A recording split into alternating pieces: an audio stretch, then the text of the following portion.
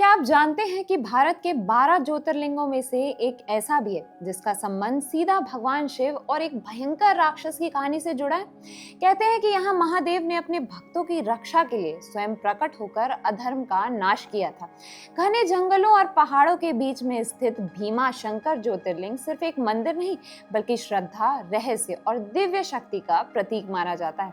तो आखिर भीमा शंकर ज्योतिर्लिंग का इतिहास क्या है और कैसे हुई इसकी स्थापना, चलिए जानते हैं इस अद्भुत ज्योतिर्लिंग की रोचक कहानी। लेकिन उससे पहले आप बजरबट्टू डिवाइन को सब्सक्राइब जरूर कर लीजिए। जहां जहां ज्योतिर्लिंग है वहां वहां भगवान शिव ज्योति के रूप में स्वयं विराजमान है। ये पवित्र स्थान महाराष्ट्र के पुणे से लगभग 110 किलोमीटर दूर शिराधन गांव में स्थित है। ये गांव सह्याद्री पर्वत पर स्थित है। इस मंदिर को मोटेश्वर महादेव के नाम से भी जाना जाता है।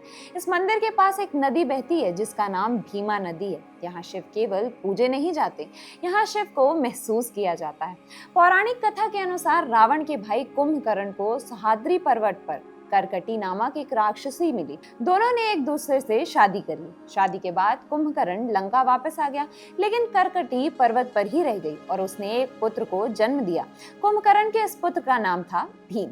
भगवान श्री राम ने कुंभकर्ण का वध कर दिया। हालांकि करकटी ने अपने पुत्र को देवताओं से दूर रखने का फैसला लिया।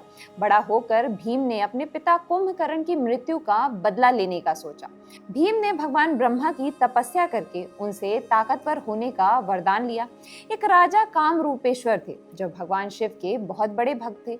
एक दिन भीम ने राजा को भगवान शिव की पूजा करते हुए देख लिया। उसने राजा को बंदी बनाकर जेल में डाल दिया, परंतु राजा कारागार में भी शिवलिंग बनाकर भगवान शिव की पूजा करने लगी। जब भीम को इस बात का पता चला तो उसने अपने तलवार की मदद से राजा के बनाए शिवलिंग को तोड़ने का प्रयास किया, जिसके परिणाम स्वरूप भगवान शिव स्वयं प्रकट हो गए।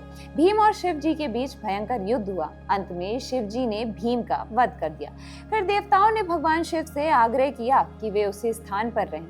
देवताओं के कहने पर भगवान शिव उसी स्थान पर शिवलिंग के रूप में स्थापित हो गए। भीम से युद्ध करने की वजह से इस ज्योतिर्लिंग का नाम भीमा शंकर ज्योतिर्लिंग पड़ा। कहा जाता है इस युद्ध के बाद जो पसीना बहा वही आगे चलकर बनी पवित्र नदी भीमा। ये थी भीमा शंकर ज्योतिर्लिंग की कहानी। नेक्स्ट एपिसोड में हम आपको काशी विश्वनाथ ज्योतिर्लिंग की कहानी बताएंगे। वीडियो पसंद आया तो इसे लाइक और सब्सक्राइब जरूर करें और इस स्टोरी को अपने दोस्तों के साथ भी शेयर करें।